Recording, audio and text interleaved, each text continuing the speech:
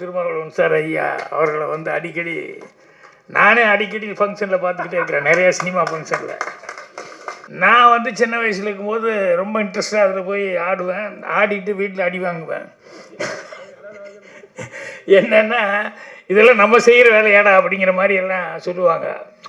அப்போ அந்த காலத்தில் அதெல்லாம் வந்து இது நம்மெல்லாம் செய்கிற வேலை இல்லைன்னாங்க. ஆனால் இப்போ எல்லாமே மாறிடுச்சு. ஏன்னா அதில் அது விளையாடும்போது ரொம்ப எனக்கு காமெடியாக ரசித்து அவங்க அதை பறையடிக்கும் போது ஆடிட்டுருப்போம். அப்போ சில பேர் வந்து அவன் ஆட ஆட ஒன்றாம் நடி அப்படிம்பா, உடனே அவர் அடிச்சிருப்பார். ரெண்டாம் நடி கூட அப்படிம்பா. அப்புறம் நாங்களும் எல்லாம் ஆடிக்கிட்டே இருப்போம். இவன் பாட்டை மூணாம் நடிம்மா. அவன் மாற்றி மாற்றி அடிப்பான். ஆனால் இவன் போடுற ஸ்டெப்பு ஒரே ஸ்டெப்பாக தான் இருக்கும். ஆனால் சொல்கிறது மட்டும் ஒன்றாம் நடி போடு, ரெண்டாம் நடி போடு, மூணாம் நடி போடு அப்படின்ட்டு இருப்பான். நான் இதை ரசிச்சுக்கிட்டு இருப்பேன். இவன் என்ன தெரியும்னு சொல்லிட்டு இப்படி சொல்லிக்கிட்டு இருக்கான். அவங்க ஆனால் மாற்றி மாற்றி அவங்களும் அடிச்சுக்கிட்டு இருக்காங்க. ஆனால் இவன் போடுற ஸ்டெப்பு ஒரே ஸ்டெப்பாக போட்டுக்கிட்டு இருப்பான்.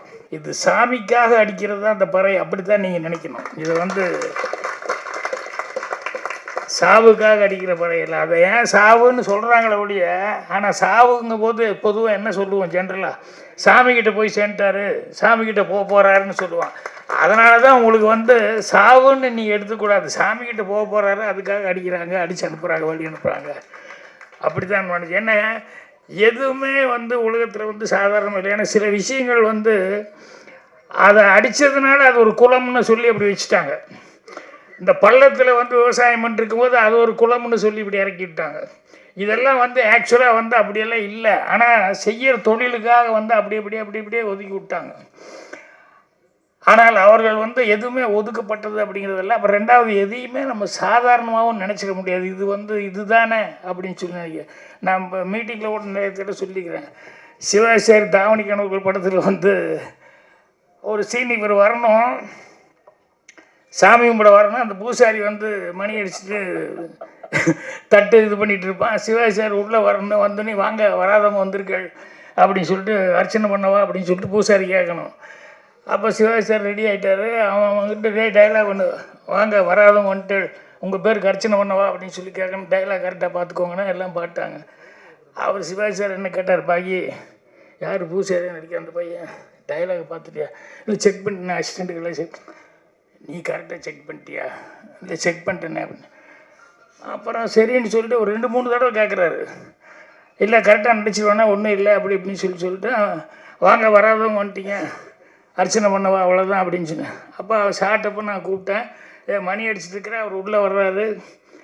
மணி அடிச்சுருந்தோம், தட்டை வச்சு போட்டு வாங்க வராதவங்க வந்துட்டு சொல்லணும் அப்படின்னு சொன்னேன். சரின்ட்டாங்க. டேக் அப்படின்னா சிவாச்சாரி வர்றாரு. என்ன அப்படி பார்த்துக்கிட்டே இருக்காரு. என்னடா இவ்வளோ தடவை பார்க்குறாரு, ஒரே ஒரு சின்ன டைலாக் தான் அவன் பேச போகிறான், இதுக்கே இவ்வளோ தடவை பார்க்குறாருன்னு. ரெடி கிளாப்பின் அப்படின்னா ஆக்ஷன் ஒன்றே அவன் மணி அடிச்சுட்டு தட்டை காமிச்சிட்டு அதுக்கப்புறம் வச்சுட்டு வாங்கன்னு சொல்லணும். இவன் மணி அடிக்கும்போது இவனுக்கு ரெண்டும் சேர்ந்து வருதோ ஒழிய இது தனியாக அடிச்சுட்டு இது காமிக்கிறது வரல. ஒன்றா இது சுற்றும் போது இது வரல, இல்லைன்னா இது அடிக்கும்போது இது அண்ணா சார் சார் சார் சார் அப்படின்னா சிவாஜி என்ன பார்த்தாரு. நான் தான் கேட்டேனே பாக்கி, நீ கரெக்டாக செக் பண்ணியா செக் பண்ணி, இது எல்லாத்துக்கும் வந்துடாது அப்படி அடிச்சுட்டு பண்ணுறது. சினிமாவுக்கு சென்னைக்கு வரும்போது ஒருத்தர் ஒரு அட்வைஸ் கொடுத்து அனுப்பிச்சார். என்னென்னா, எவ்வளோ கஷ்டம் வந்தாலும், என்ன கஷ்டம் வந்தாலும், எவ்வளோ பசி பட்டினி இது வந்தாலும், என்ன வேணாலும் பண்ணு, ஆனால் தயவுசெய்து இந்த ஹோட்டலில் வந்து சர்வர் வேலைக்கு மட்டும் போயிடாத அப்படின்னா. என்னடா இப்படி சொல்கிறாங்களே அப்படின்னு சொன்னால், இல்லை தயவுசெய்து நல்லா மனசில் வச்சுக்கோ, என்ன கஷ்டம் வந்தாலும் ஹோட்டலில் சர்வர் வேலைக்கு மட்டும் போய் சேர்ந்துடாத அப்படின்னு. அப்புறம் எனக்கு புரியல, என்ன ஏன் அப்படி சொல்கிறாரு அப்படின்னு சொல்லிட்டு. அதுக்கப்புறமா வந்து எங்கெங்கேயோ தமிழ்நாட்டில் சுற்றி, அதுக்கப்புறம் ஆந்திராட்டிலாம் சுற்றி, பசி பொறுக்க முடியாமல் ஒரு நாள் வேறு வழியே இல்லாமல் ஒரு ஹோட்டலில் போய் அப்படியே மெல்ல அப்படி ஒரு வணக்கம் போட்டு, என்னென்ன இந்த சர்வர் வேலை, பசி நீ உளுந்தா மயக்கம் போட்டு உளுந்துட போகிறோம், உழுகிறதுக்குள்ளே போய் ஏதாவது கேட்டுக்கிட்டு வேலையை சேர்ந்து ஏதாவது சாப்பிட்ருவோமே அப்படின்னு சொன்னேன். உடனே அவர் அப்படி மேலேருந்து கீழே வரைக்கும் பார்த்தாரு. நம்ம அந்த வேலைக்கு தகுந்த மாதிரி நம்ம ஒன்றும் இல்லையா, நம்ம சினிமாவுக்கு அதை இதையும் மனசில் வச்சுட்டு பேண்ட் ஷர்ட்லாம் நீட்டாக போட்டுக்கிட்டு இருக்கிறோம். அவர் அப்படியே என்னை பார்த்தாரு, சர்வர் வேலைக்கு வந்திருக்கான்னு, போய் முதல்ல சாப்பிடு அப்புறம் வேலை பார்க்கலாம் அப்படின்னு. அப்புறம் அப்பா அப்படின்ட்டு போய் சாப்பிட்டு வந்த உடனே அதுக்கப்புறம் ஒரு ஒரு ரூபா 2 ரூபா கையில் கொடுத்தாரு. இது வச்சுக்கிட்டு எந்த ஊருக்கு போன, நீ எந்த ஊர்லேருந்து வந்த, எப்படியாவது உனக்கு பணம் அனுப்ப சொல்லி ஏதாவது ஒரு லெட்டரு தந்தி கிந்தி கொடுத்து பணத்தை வாங்கிட்டு ஊருக்கு போய் சேரு அப்படின்னு. இல்லை சார், நான் வேலை பார்க்குறேன். ஏன்னா எனக்கு திரும்பி போகிறதுக்கு பெரிய அவமானமாக இருக்குது. சினிமாவுக்கு வரேன்ட்டு வந்துட்டு கடைசியில் எங்கேயோ சுற்றிட்டு இருக்க, எப்படி திரும்பி போகிறது, ஒரே அவமானமாக இருக்குன்னு. இல்லை நான் வேலை பார்க்குறேன் அப்படின்னு. அவர் சிரிச்சுக்கிட்டு, இல்லை தம்பி நீ போனார். அப்புறம் இல்லைங்க நான் வேலை பார்க்குறேன்னு. அப்பா அவர் சொன்னார், அப்பா நான் என்ன சொல்கிறேன்னு நல்லா புரிஞ்சுக்குவேன், இங்கே எத்தனை டேபிள் இருக்குது அப்படின்னாரு. இந்த ரோவில் மட்டும் சொல்லு, அந்த ரோவில் இந்த ரோவில் மட்டும் சொல்லு எத்தனை டேபிள். அப்புறம் பார்த்தா ஒரு 4-5 டேபிள் இருக்குங்க. ஒரு டேபிளுக்கு எத்தனை சேர் போட்டிருக்கேன், 4 சேர் போட்டிருக்கேங்க. சரி, இந்த 4 சேரு 4 பேர் டேபிளுக்கு 4 பேர் ஒரே மாதிரி அளவு வரமாட்டாங்க. எவனோ 2 பேர் வந்து உட்காருவான், அப்புறம் இன்னும் 2 பேர் வந்து உட்காருவான், அப்புறம் ஒருத்தர் வருவான், அப்புறம் ஒரு 3 பேர் சேர்ந்த மாதிரி வருவாங்க. இப்படி 4 சேருக்கு 4 டேபிளுக்கு வந்து 4 பேராக வந்து ஒரு 16 பேர் வந்து உட்காருவான். ஒருத்தன் வந்தோன்னையுமே வந்து அவன் இட்லிம்மா, இன்னொருத்தன் வந்து ஒரே ஒரு காஃபிம்மா, இன்னொருத்தர் தோசை பூரி எப்படிம்மா, இன்னொருத்தர் எப்படிம்மா. இந்த 16 பேர்த்துல 10 விதமாக சொல்லுவாங்க. இப்போ நீ வந்து ஆர்டர் எடுத்துகிட்டு இவன் காஃபி டீ இட்லி மட்டும்தான் சொல்லியிருப்பான். அவனுக்கு வந்து நீ தோசை அது இதெல்லாம் போட்டான் பில்லு போட்டால் அவன் சண்டைக்கு வருவான். ஏண்டா நான் என்னடா ஒன்று தான்டா சாப்பிட்டேன், இதுக்கு போய் இப்படி பில்லு போட்டிருக்கேன். அல்லது மொத்தமாக ரோஸ்ட்டு கீஸ்ட்டு பூரியெல்லாம் சாப்பிட்டவனுக்கு போய் காஃபி பில்லு நீ போட்டேன்னு வச்சுக்கோ, எனக்கு நஷ்டம் அப்படின்னு சொல்லிட்டு, இது நீ நினைக்கிற மாதிரி சாதாரண கிடையாது தம்பி. இது வந்து மைண்டில் வச்சுக்கிட்டு எத்தனை டேபிளில் யார் வர்றான் அடையாளம் பார்த்துக்கிட்டு கரெக்டாக அவனுக்கு கொடுத்து கரெக்டாக பண்ணணும் அப்படின்னு சொல்லி அதனால் இது அவ்வளோ சாதாரண விஷயம் இல்லை அப்படின்னு. அப்போ தான் எனக்கு மட்டையர் அடிச்சுமா இருந்தது. அதாவது எந்த வேலைக்கு போகக்கூடாதுன்னு சொன்னாங்களோ அந்த வேலைக்கு நான் லாய்க்கு இல்லை அப்படிங்கிறது அப்போ தான் தெரிஞ்சுக்கிட்டேன். இந்த ஆணவ கொலை அப்படிங்கிறது இருக்கு, இந்த ஜாதி இது எது பார்க்குறது, எனக்கு தெரிஞ்சு இத்தனை வருஷத்தில் 65 வருஷத்துக்கு முன்னால் கூட எனக்கு நடந்த இன்சிடெண்ட் இன்னும் எனக்கு மனசில் பதிஞ்சிருக்கு. என்னென்னா, எங்கள் ஊரில் வந்து ஒரு பொண்ணு, அது வந்து தெரிஞ்சோ தெரியாமல் ஏதோ ஒரு ஒருத்தர் லவ் ஆகிப்போச்சு. அது கொஞ்சம் கேஸ்ட் வந்து கம்மியான ஒரு பையன் கூட ஏதோ ஒரு கனெக்ஷன் ஆகிப்போச்சு. இது இந்த வீட்டில் தெரிஞ்சு போச்சு. இவங்க அப்பா அம்மா என்ன பண்ணுறாங்க, அவங்க தெரிஞ்ச உடனே விஷயம் தெரிஞ்சோடனே ஒரு நாள் நைட்டு அந்த பொண்ணை வந்து வான்னு உட்காருன்னு சொல்லி உட்கார வைக்கிறாங்க. பால் காய்ச்சி கொண்டு வந்து கொடுக்குறாங்க. அப்பா அம்மா அந்த பொண்ணோட ஒரு சின்ன பையன் ஒருத்தர் இருக்கான், தம்பி, வைக்கிறாங்க. வச்சுட்டு ஒரு 4 டம்ளர் எடுத்து வைக்கிறாங்க. எடுத்து வச்சுட்டு அந்த பாலுக்கு பக்கத்தில் இன்னொன்று பிரிக்கிறாங்க. பிரித்து பாய்சன் பவுடர் இருக்குது. அந்த விஷத்தை எடுத்து வச்சுட்டு அந்த அப்பா சொல்கிறாரு, எங்களுக்கு கௌரவம் முக்கியம், நீ இப்படி போய் தப்பு பண்ணிட்ட, இது வந்து எங்கள் எல்லாத்துக்குமே இதை தாங்கிக்கவே முடியாது. ஒன்று நீ வந்து அந்த பவுடரை பாலில் போட்டு குடிச்சிட்டு பேசாமல் சத்தம் இல்லாமல் போய் உள்ளே போய் படு. இல்லை அப்படின்னு சொன்னோம்னா நாங்கள் 3 பேரும் வந்து இதை பாலில் கலந்துட்டு நாங்கள் குடிச்சிட்டு நாங்கள் போயிடுறோம், நீ எப்படி லைஃப் இருக்கணுமோ பண்ணிக்கோ அப்படின்னா. அந்த பொண்ணுக்கு எப்படி இருக்கு யோசிச்சு பாருங்கள். இதை தவிர்த்து வேறு வழியே இல்லை அப்படின்ட்டார் அப்பா. உனக்கு 2 நிமிஷம் டைம் தர்றேன், நீ குடிக்கிறியா நாங்கள் 3 பேர் குடிக்கிறோமா அப்படின்னா. யார் அப்பா அம்மானா இந்த கருணை கொலை பண்ணாங்க இல்லையா, இது அந்த பையன் பார்த்தான் இல்லையா, நம்ம அக்கா எவ்வளோ ஃபீல் பண்ணி இப்படி போய் செத்து போயிருக்கோம் அப்படின்னு நான் சும்மா டெவலப் பண்ணி பார்த்தேன். அடுத்த நாள் அவனுக்கு அக்காவை நினச்சி அவள் கடைசியாக கொடுத்த முத்தத்தை நினச்சி பார்த்தேன். அவனால் தாங்கிக்க முடியல. அந்த பவுடர் அப்படியே பார்த்தேன் எங்கே இருந்தது அப்படின்னு சொல்லிட்டு கரெக்டாக அவங்க அப்பா அம்மா சாப்பிட வந்து உட்காரும்போது அதில் போட்டு சத்தமெல்லாம் கலக்கி விட்டு வச்சுட்டான். இது அவன் கேரக்டர் அப்படி ஆகிப்போச்சு. அப்பனுக்கு உள்ள தப்பாமல் பிறக்குது அப்படின்னு சொல்லுவாங்க இல்லையா. இங்கே 2 லியோனிஸாருக்கும் தப்பாமல். ஏன்னா இவர் இவ்வளவு காமெடியாக பேசுவாருன்னு நான் சிவாவை நான் நினைக்கவே இல்லை. ஏதோ சைலண்ட்டாக இருப்பார்னு நினச்சிக்கிட்டு இருந்தேன். ஆனால் அவ்வளோ ஆனால் என்னென்ன எதையுமே வந்து ப்ரிப்பேர் இல்லை, எல்லாம் மனசில் இருக்கிறது அப்படியே யதார்த்தமாக அவர் என்ன பார்த்தாரு என்ன கேட்டாரோ அதை அப்படியே கொட்டிட்டார். அவர் லியானி சார்கிட்ட அவரே சொல்லிட்டார். அதுக்கப்புறம் எங்கள் அப்பா அவ்வளோ பைக் பிடிக்கும்போது அப்புறம் எனக்கு அதெல்லாம் வராமல் இருக்குமா அப்படின்னு சொல்லிட்டு ஆட்டோமேட்டிக்காக அவ்வளோ பிரமாதமாக பேசினார். இன்னொன்று தேனிசை தென்றல் தேவா, அவருக்கு வலதுகரமாக சபேஷ் முரளி இவங்கெல்லாம் இருக்காங்க. அதே நேரத்தில் அவர் இப்போவே தேசிய விருது வாங்கி தேவா அவர்களுக்கு அவ்வளோ பெரிய பேர் வந்து ஒரு மரியாதை வாங்கி, அப்பாவுக்கு நிறைவுங்கிறது என்ன, பையன் வந்து இந்த அளவுக்கு நமக்கு வந்து மரியாதையை வாங்கி கொடுக்குறான் அப்படிங்கிறது தானே நிறைவு. அதனால் அவருக்கு அவங்களுக்கு அப்புறம் இன்னொருத்தர் ரொம்ப முக்கியமானவர். நான் இப்போ தான் எல்லோரும் சொல்லிகிட்டு இருப்பாங்கள்ல அடிக்கடி, இப்போ சினிமாவில் ரொம்ப சந்திச்சிருக்கான்னு சொல்லிட்டு சிறு தயாரிப்பாளர் சங்க தலைவர் கூட சொல்லிகிட்டு இருந்தார். யார் தொல் திருமாவளவன் சார் ஐயா அவர்களை வந்து அடிக்கடி நானே அடிக்கடி ஃபங்க்ஷனில் பார்த்துக்கிட்டே இருக்கிறேன், நிறையா சினிமா ஃபங்க்ஷனில். ஸோ இந்த டைட்டிலுக்கு தகுந்த மாதிரி யார் வந்திருக்காங்களோ இல்லையோ அவர் வந்திருக்கிறது அப்படிங்கிறது வந்து அது ரொம்ப ஒரு கரெக்டான அவருக்கு. அவங்க 2 பேர் பேசும்போதும், தேசிய விருது வாங்கினவங்க 2 பேர் பேசும்போது அந்த இதை பற்றி சிறப்பாக அவங்க பேசினாங்க. அது முனுசாமி மனம் விட்டு நிறையா பேசினார். இன்னொருத்தர் வந்து பேசிட்டு போன எழில், அவர் பேசிட்டு போனார். அவர் பேசும்போது தான் அவர் கொஞ்சம் ஒரு சின்ன டிப்ரெஷன் மூடில் எங்களை வந்து இது வந்து கூப்பிட்டா இந்த மாதிரி சாவு கடிக்கிறதுக்காக கூப்பிட்றாங்க அப்படின்னு சொல்லிட்டு கொஞ்சம் ஒரு சின்ன ஃபீலிங்கில் சொன்னார். அது ஆக்சுவலாக அப்படி அல்ல. ஏன்னா எனக்கு தெரிஞ்சு இந்த பறை இசை அப்படிங்கிறது வந்து நான் சின்ன வயசில் வந்து இந்த மாரியம்மன் கோயிலில் வருஷம் திருவிழா கொண்டாடுவாங்க.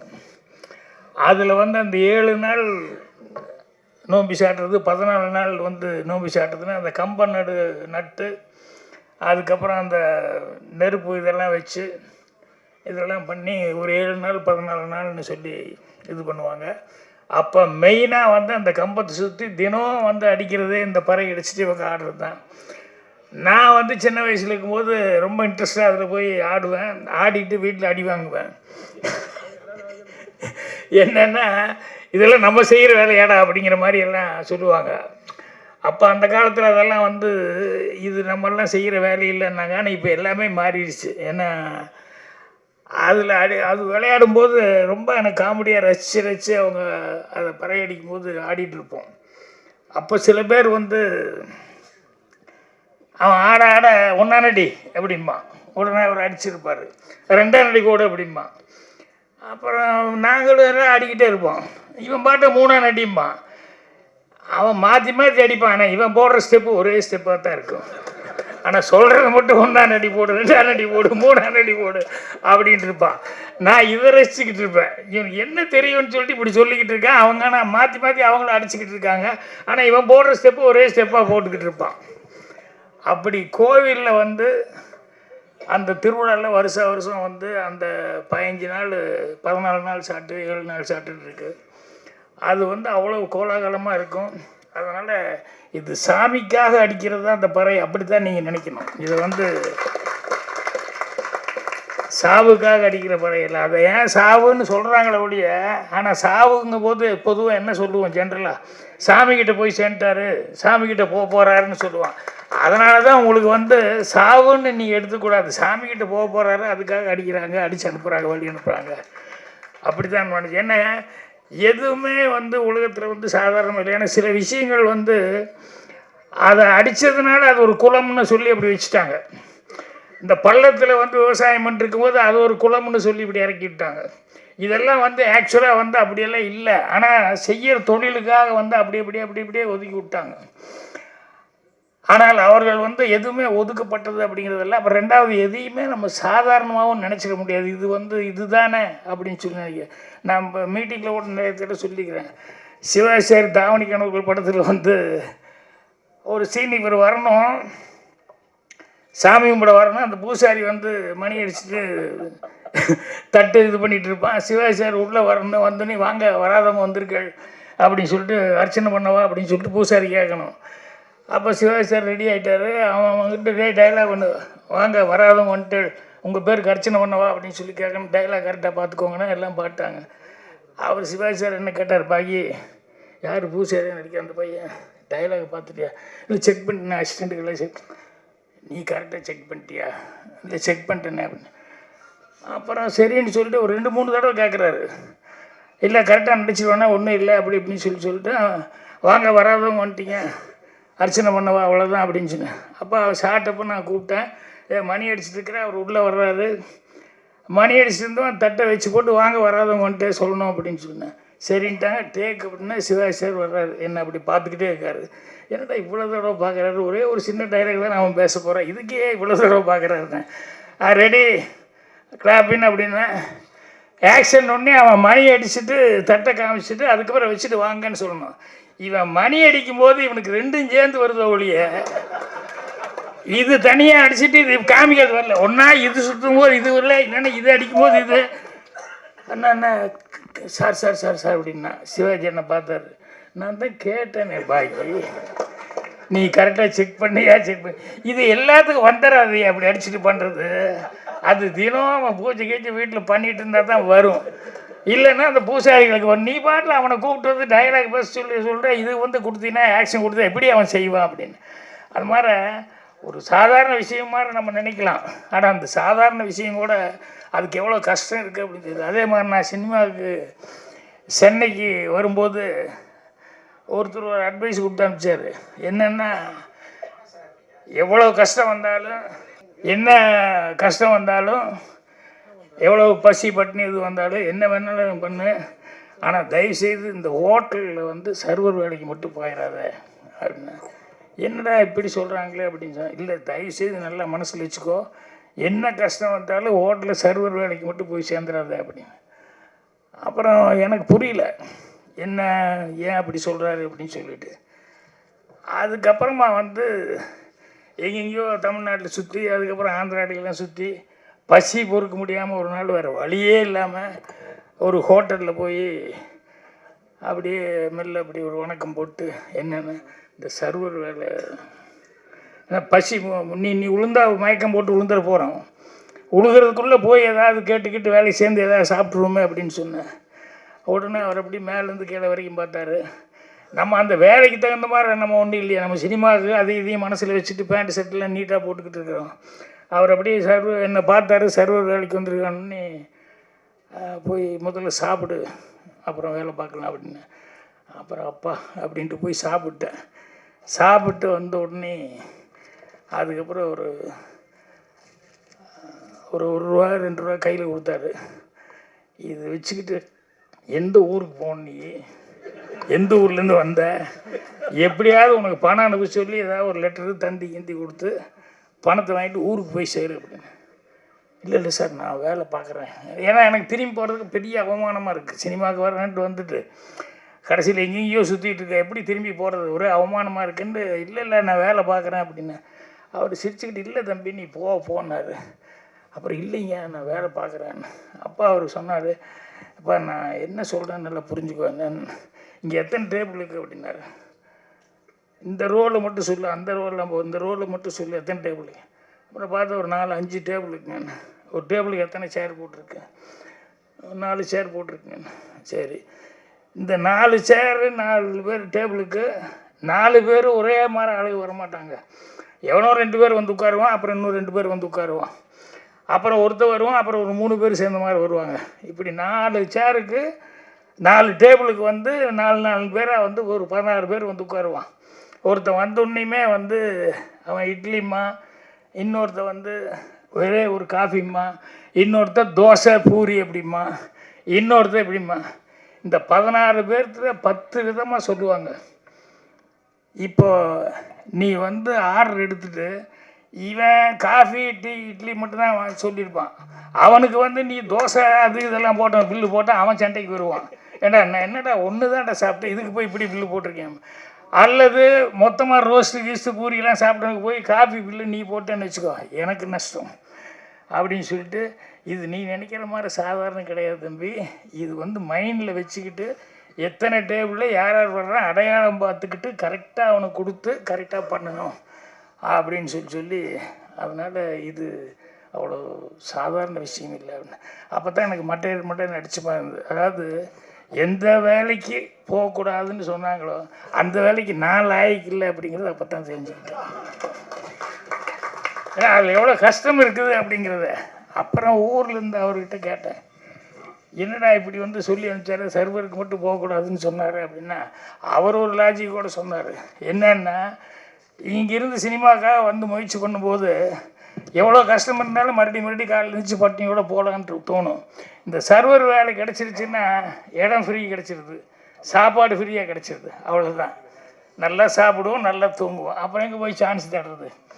நீ அதிலே செட்டில் ஆயிடுவ. அதனால தானே ஒன்று அதுக்கு போக வேண்டான்னு சொன்னேன் அப்படிமா. இப்படி ஒவ்வொரு விஷயத்துலேயும் வந்து லைஃப்பில் கற்றுக்கிட்ட பாடங்கள் அப்படிங்கிறது வந்து நிறைய விஷயங்கள், நிறையா பாடங்கள் வந்து கற்றுக்கிட்டேன். இப்போ அவங்க இந்த பறை பற்றிலாம் சொல்லும்போது வந்து அது இந்த பொண்ணு காயத்ரி ரொம்ப அழகாக பேச்சு. பறைன்னா என்ன இது அப்படிங்கிறத, ஏன்னா பொதுவாகவே இங்கே தமிழ் பேசுகிறதே தகராறு தான். நிறைய பேர் வந்தால் தமிழ் சுத்தமாக பேச்சு, அதோட பறையை பற்றி கரெக்டாக பேசணுமே அப்படின்னு சொல்லிட்டு கரெக்டாக ப்ரிப்பேர் ஆகி வந்து அழகாக பேசினார். அது ரொம்ப பிடிச்சிருந்தது. ஆரியன் அவர் சொன்ன மாதிரி அவர் கொஞ்சம் தடுமாறி டான்ஸ் எல்லாம் ஆடி அங்கே ஆட வேண்டியது மிஸ் பண்ணி இங்கே வந்து ஆடி அதையும் வந்து அவர் கரெக்டாக மென்ஷன் பண்ணார். இந்த படத்துக்கு வந்து இந்த பறையை பேஸ் பண்ணி பண்ணுறது. ஏன்னா ஆதி தமிழனுடைய முதல் இசைக்கருவி அப்படிங்கிறது, ஆதி தமிழனுடைய இசைக்கருவிங்கிறது இந்த பறை அப்படிங்கிறது. ஸோ அதுக்கு வந்து மாண்புமிகுன்னு அவர் பேசும்போது கூட அந்த மாண்புமிகுன்னு சொல்லி வச்சது வந்து ரொம்ப அழகாக வந்து அவர் சொன்னார். அந்த டைட்டில் ரொம்ப அழகாக வச்சுருக்காங்க அப்படின்னு சொல்லிட்டு அதான் சொன்னார்.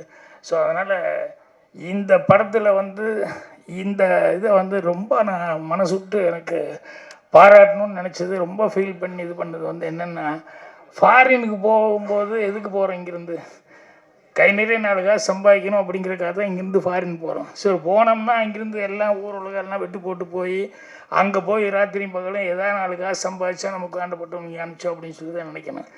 ஃப்ரான்ஸில் போய் உட்காந்துக்கிட்டு அங்கே சம்பாதிக்கிறோமோ இல்லையோ, அங்கே நம்மளுடைய கலாச்சாரம் என்ன, தமிழ் என்ன, அது என்ன, பண்பாடு என்ன அப்படின்னு இதை நினச்சிக்கிட்டு அந்த சுபாவும் அந்த சுரேஷராம் இவங்க கதை எழுதியிருக்காங்க. தமிழ் பண்பாட்டோடு ஒரு கதை எழுதி, அதுவும் கூட கமர்ஷியலாக இல்லை, தமிழ் பண்பாட்டோடு இதை நினச்சி ஒரு கதை எழுதி அந்த கதையை வந்து நம்ம சுகுமார்கிட்ட வந்து சொல்லி அதை படமாக எடுத்திருக்காங்க போது அவங்களுக்கு எந்த அளவுக்கு ஒரு தமிழ் பற்று இருந்தால் இந்த அளவுக்கு அவங்க ஒரு கதை எழுதி இந்த படமாக பண்ணுவாங்க அப்படிங்கிறது ரொம்ப இதாக இருந்தது. அதனால் அவங்களுக்கு தான் முதல்ல என்னுடைய மனமார்ந்த பாராட்டுக்களை வந்து தெரிவிக்கணும். அதே மாதிரி லியோனி சார், அவருக்கு வந்து டாக்டர் பட்டம் வாங்கினீங்களே? இல்லை, நான் கொடுக்குற டாக்டர் பட்டம் என்னன்னா, என்ன காரணம்னா மனம் விட்டு சிரித்தோம்னா நோய் விட்டு போகுன்ற அவரெல்லாம் வந்து அந்த வேலையை தான் பண்ணிகிட்டு இருக்காரு. நிறைய பேர்த்துக்கு வந்து ஏதாவது கொஞ்சம் மைண்டுக்கு ஒரு டிப்ரெஷனாக இருந்தது அப்படின்னு சொன்னால் உடனே அந்த டிவியை ஆன் பண்ணி அவருடைய பட்டிமன்றம், பாட்டுகள் இதெல்லாம் கேட்குறது அப்படின்னா சொன்னால், ஒருத்தர் பேசும்போது ரொம்ப அழகாக சொன்னார், பழைய பாட்டுக்கு உயிர் கொடுத்துட்ருக்காரு அப்படின்னு சொல்லிட்டு. அந்த மாதிரி வந்து அவரெல்லாம் வந்து எனக்கு வாத்தியர்கள் ரொம்ப பிடிக்கும். அதே மாதிரி இவங்கெல்லாம் வந்து அந்த பட்டிமன்றங்களில் அவங்க பேசும்போது நான் இன்னும் நிறையா கற்றுக்கிட்டே இருக்கேன். அவங்களாம் என்ன ஒவ்வொரு நாளைக்கு என்ன பேசுகிறாங்க, புதுசு புதுசாக என்ன இருக்குது அப்படின்னு கற்றுக்கிட்டு இருப்பேன். இந்த படத்தினுடைய கதை வந்து கேட்கும்போது அது எனக்கு ரொம்ப கஷ்டமாக இருந்தது. என்னென்னா, எதுக்கு திருமாவளவன் அவர்கள் வந்து இதுக்கு கரெக்டான இதுக்கு வந்திருக்காரு அப்படின்னு சொல்லி நான் சொல்ல வந்தேன்னா, இந்த கதை வந்து டைலாக்லேயே நீங்கள் பார்த்துருப்பீங்க. நீங்கள் சொல்ல தான் இந்த குழந்தை மாட மறுபடியும் என் மனசு அது மேலேயே போயிட்டுருக்கு அப்படின்னு சொல்லிட்டு டைலாக் வரும். அப்புறம் இன்னொருத்தர் ரொம்ப டீக்ரேட் பண்ணி பேசுவான், நான் இருக்கிற இடத்துல நீ வந்து இருக்கிறது அப்படிங்கிறதெல்லாம் டீக்ரேட் பண்ணி. இது ரொம்ப காலமாக இருக்கக்கூடிய ஒரு சமாச்சாரம். இந்த ஆணவ கொலை அப்படிங்கிறது இருக்க, இந்த ஜாதி இது எது பார்க்குறது, எனக்கு தெரிஞ்சு இத்தனை வருஷத்தில் 65 வருஷத்துக்கு முன்னால் கூட எனக்கு நடந்த இன்சிடெண்ட் இன்னும் எனக்கு மனசில் பதிஞ்சிருக்கு. என்னென்னா, எங்கள் ஊரில் வந்து ஒரு பொண்ணு, அது வந்து தெரிஞ்சோ தெரியாமல் ஏதோ ஒரு ஒருத்தர் லவ் ஆகிப்போச்சு. அது கொஞ்சம் காஸ்ட்டு வந்து கம்மியான ஒரு பையன் கூட ஏதோ ஒரு கனெக்ஷன் ஆகிப்போச்சு. இது இந்த வீட்டில் தெரிஞ்சு போச்சு. இவங்க அப்பா அம்மா என்ன பண்ணுறாங்க, அவங்க தெரிஞ்ச உடனே விஷயம் தெரிஞ்சோடனே ஒரு நாள் நைட்டு அந்த பொண்ணை வந்து வான்னு உட்காருன்னு சொல்லி உட்கார வைக்கிறாங்க. பால் காய்ச்சி கொண்டு வந்து கொடுக்குறாங்க. அப்பா அம்மா அந்த பொண்ணோட ஒரு சின்ன பையன் ஒருத்தர் இருக்கான், தம்பி, வைக்கிறாங்க. வச்சுட்டு ஒரு 4 டம்ளர் எடுத்து வைக்கிறாங்க. எடுத்து வச்சுட்டு அந்த பாலுக்கு பக்கத்தில் இன்னொன்று பிரிக்கிறாங்க. பிரித்து பாய்சன் பவுடர் இருக்குது. அந்த விஷத்தை எடுத்து வச்சுட்டு அந்த அப்பா சொல்கிறாரு, எங்களுக்கு கௌரவம் முக்கியம், நீ இப்படி போய் தப்பு பண்ணிட்ட, இது எங்கள் எல்லாத்துக்குமே இதை தாங்கிக்கவே முடியாது. ஒன்று நீ அந்த பவுடரை பாலில் போட்டு குடிச்சிட்டு பேசாமல் சத்தம் இல்லாமல் போய் உள்ளே போய் படு. இல்லை அப்படின்னு சொன்னோம்னா நாங்கள் 3 பேரும் இதை பாலில் கலந்துட்டு நாங்கள் குடிச்சிட்டு நாங்கள் போயிடுறோம். நீ எப்படி லைஃப் இருக்கணுமோ பண்ணிக்கோ அப்படின்னா அந்த பொண்ணுக்கு எப்படி இருக்கு யோசிச்சு பாருங்கள். இதை தவிர்த்து வேறு வழியே இல்லை அப்படின்ட்டார் அப்பா. உனக்கு 2 நிமிஷம் டைம் தர்றேன், நீ குடிக்கிறியா, நாங்கள் 3 பேர் குடிக்கிறோமா அப்படின்னா அந்த பையனுக்கு எப்படி இருக்கும், தம்பிக்காரனுக்கு எப்படி இருக்கும் யோசிச்சு பாருங்கள் அந்த சூழல். அந்த பொண்ணு பார்க்குறா, 3 பேரும் குடிச்சிட்டு அவங்க போகிறத விட இது நம்மளே குடிச்சிட்டு போயிடலாமேன்னு சத்தம் இல்லாமல் அதை எடுத்து பாலில் போட்டு அதை குடிச்சிட்டு சத்தம் இல்லாமல் தம்பியை மட்டும் பார்த்து முத்தம் கொடுத்துட்டு போய் கதவை சாத்திட்டு உள்ளே போய் பாருது. அடுத்த நாள் வயிற்று வலி அதில் போயிடுச்சு அப்படின்னா 65 வருஷம் ஆச்சு. ஆனால் இந்த இன்சிடெண்ட்டை நான் கேட்டதுலேருந்து பார்த்தா எவ்வளோ கொடுமையான ஒரு சூழலாக இருந்திருக்கு அந்த பொண்ணுக்கு. இது அசிஸ்டன்ட் இருக்கிறவங்க வெறும் இன்சிடெண்ட்டாக மட்டும் பார்க்க வேண்டாம். அந்த பையன் கேட்டுட்டு இருந்தானே, பார்த்துட்டு இருந்தானே, அதை ஒரு மர்டர் மிஸ்ட்ரியாக கூட பண்ணலாம். என்னென்னா இந்த ஒரு நிறைய கொலை நடந்துருக்கு. இந்த கதைக்காக சொல்கிறேன் நான், அசிஸ்டன்ட் டைரக்டருக்கு நிறைய கொலை நடந்துட்டுருக்கு. யாரா கொலை பண்ணிட்டு இருக்கான்னு சொன்னோம்னா எவனோ ஒருத்தன் அப்பா அம்மாவாக பார்த்து கொலை பண்ணிகிட்டு இருக்கான். யாரா அப்பா அம்மானா இந்த கருணை கொலை பண்ணாங்க இல்லையா, இது அந்த பையன் பார்த்தான் இல்லையா, நம்ம அக்கா எவ்வளோ ஃபீல் பண்ணி இப்படி போய் செத்து போயிருக்கோம் அப்படின்னு நான் சும்மா டெவலப் பண்ணி பார்த்தேன். அடுத்த நாள் அவனுக்கு அக்காவை நினச்சி அவள் கடைசியாக கொடுத்த முத்தத்தை நினச்சி பார்த்தேன். அவனால் தாங்கிக்க முடியல. அந்த பவுடர் அப்படியே பார்த்தேன் எங்கே இருந்தது அப்படின்னு சொல்லிட்டு கரெக்டாக அவங்க அப்பா அம்மா சாப்பிட உட்காரும்போது அதில் போட்டு சத்தமெல்லாம் கலக்கி விட்டு வச்சுட்டான். இது அவன் கேரக்டர் அப்படி ஆகிப்போச்சு. இல்லை நான் டெவலப் பண்ணிட்டேன், தேவை உண்மையாகவே அப்படி பண்ணிட்டானோ அப்படிங்கிற மாதிரி. இல்லை இப்படின்னா இப்போ இந்த பையன் பெருசாகும் போது என்ன அப்படின்னா அவனுடைய டார்கெட்டே இதுதான். எவனெல்லாம் லவ்வுக்கு எதிர்ப்பாக இருக்கானோ, எவனெல்லாம் அந்த கருணை கொலை பண்ணுறதுக்கு ரெடியாக இருக்கானோ, அந்த அப்பா அம்மாவை எவனையுமே விடக்கூடாதுன்னு அவன் தான் லைனாக போட்டு வந்தான். இது கடைசியில் தான் கண்டுபிடிச்சாங்க. அப்போ தான் இந்த ஃப்ளாஷ்பேக்கை வருது. இல்லை அசிஸ்டன்ட் சொல்கிறேன், அசிஸ்டன்ட் கதைங்கிறது ஒரு விஷயத்தை நம்ம சாதாரணமாக பார்க்குற மாதிரி பார்க்குறது சாதாரணம். அதே அதை கொஞ்சம் இப்படி போனால் இப்படி இருக்கும், அப்படி போனால் என்னன்னா அதுதான் ஸ்க்ரீன் ப்ளே அப்படின்னு சொல்லி பண்ணோம்னா நல்லா வருது. ஸோ இந்த கதையை அவங்க சொல்லும்போது இந்த கருணை கொலை அது இதெல்லாம் இதெல்லாம் இதில் அடிப்படையாக வச்சுருக்கா அப்படின்னு சொல்லும்போது எனக்கு அதெல்லாம் மைண்டுக்கு வந்ததுனால தான் சொல்லிக்கிட்டு இருக்கேன். அவர் வெங்கடேஷ் சொல்லும்போது சொன்னார், பாகிராஜ் சார் அவரே சொன்னால் நல்லா இருக்கும் அப்படின்னு. அதை விட இதெல்லாம் சொல்கிறது தான் ரொம்ப யூஸ்ஃபுல்லாக இருக்கும். என்னென்னா இந்த மாதிரிலாம் இருக்கக்கூடாதுங்கிறதுக்காக தான் தொல் திருமாவளவன் அவர்கள் போராடிக்கிட்டு உட்காந்துருக்கேன். இது வேண்டாம், மனிதன் நேசிங்க அப்படின்னு சொல்லிட்டு. ஸோ அதனால தான் அவர் இதுக்கு பொருத்தமாக இருப்பான்னு சொல்ல வந்தேன். அதே மாதிரி வெங்கடேஷ் சொல்கிறது என்னென்னா சினிமாவில் இன்னும் கூட நடந்துட்டுருக்கு. அந்த படத்துக்கு நான் ஃப்ரீயாக நடித்து கொடுத்தேன். என்னென்னா ஒரு பெரிய director Madhavan, P Madhavan sir, எத்தனை சிவாஜி சார் படங்களில் எவ்வளோ படம் நடிச்சிருக்காரு. அவருக்கு நான் அவருக்கு கொஞ்சம் அந்த படம் பிஸ்னஸ் ஆகாத அளவுக்கு ஒரு சூழ்நிலை வந்துருச்சு. பாகியராஜ் ஒரு 3 நாள் நடித்து கொடுத்தாரு, 5 நாள் நடித்து கொடுத்தாருன்னா நாங்கள் வாங்கிக்கிறோம் அப்படின்னு சொன்னதுனால அவர் நின்னார். ஐயோ எவ்வளோ பெரிய டைரக்டர் அவர், எத்தனை சிவாஜி சார் படங்கள் என்னென்ன படங்கள்லாம் பண்ணியிருக்காரு அப்படின்னு சொல்லிட்டு அவருக்கு ஒரு கஷ்டம். இல்லை சார் நான் நடித்து கொடுக்குறேன்னு.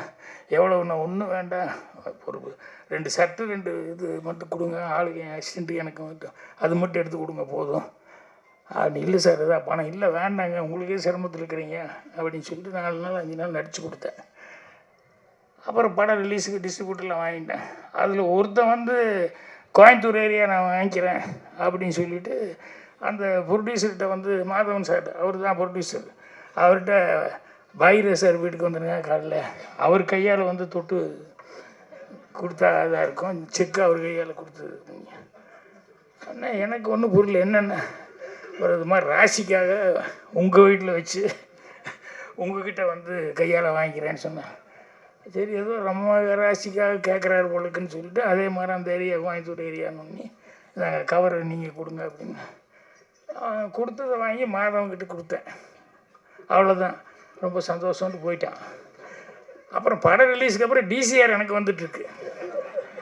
ஏன்னா டிசிஆர் எனக்கு எதுக்கு தான் வருது, நமக்கு இதுக்கு சம்மந்தமே இல்லையே, அவன் ரிலீஸ் பண்ண டிசிஆர் எனக்கு எதுக்கு அனுப்பிச்சிட்ருக்கான் அப்படின்னா. அப்புறம் ஒரு வாரம் 10 நாள் படம் போகலை.